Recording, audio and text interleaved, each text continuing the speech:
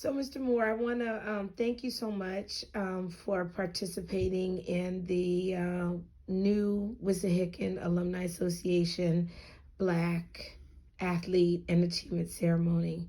Could you tell our audience when you graduated from Ambler High School?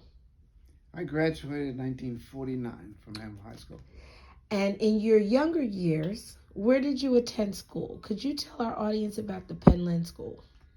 I attended the Penllyn School, which was for the black youth of Penllyn.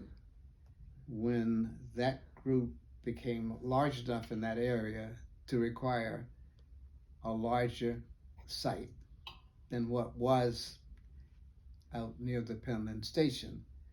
So that building was built specifically for the black youth in that area. In Penllyn. In Penllyn.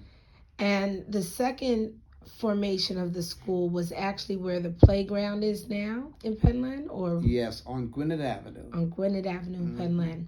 So in growing up, Mr. Moore, everyone that I ever talked to about the Penllyn School that was physically here in Penllyn talks about your mother. Could you tell our audience a little bit about your mom?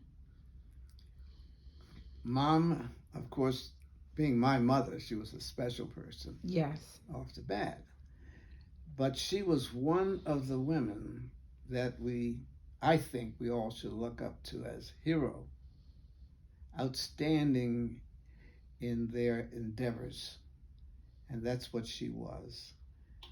And she was strong enough to weather the storm of a lot of instances that happened in her lifetime, early on and as she grew.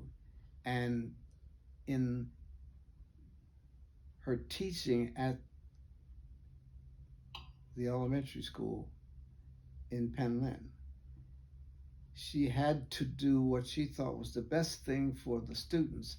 And she brought a lot of information, a lot of activities, as many as she could, that would enhance the education of the children of the Penllyn School. So that school went up to 8th grade, right? Yes. So when you graduated from that school and went to Ambler High, was Ambler High integrated at that point? Ambler High, as well as all the Ambler schools, were always integrated.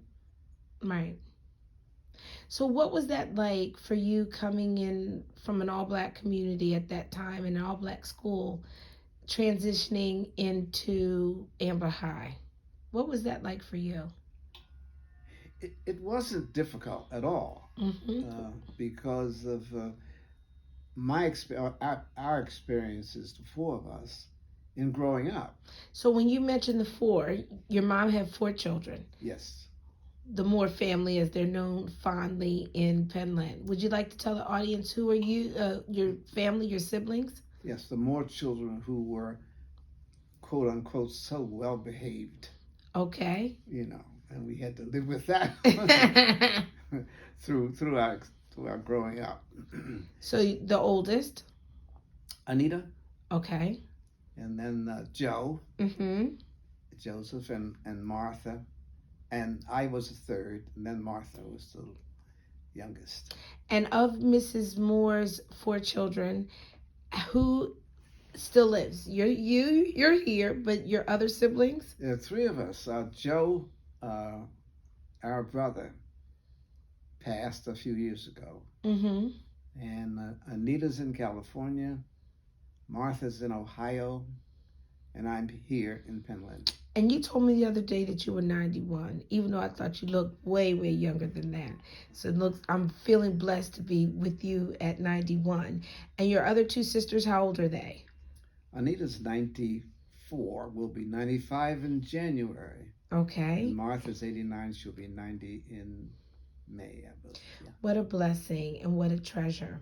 Part of why I wanted to sit down and have a conversation with you is because I really think it's important for people to understand what the Penllyn Village became for people that lived here.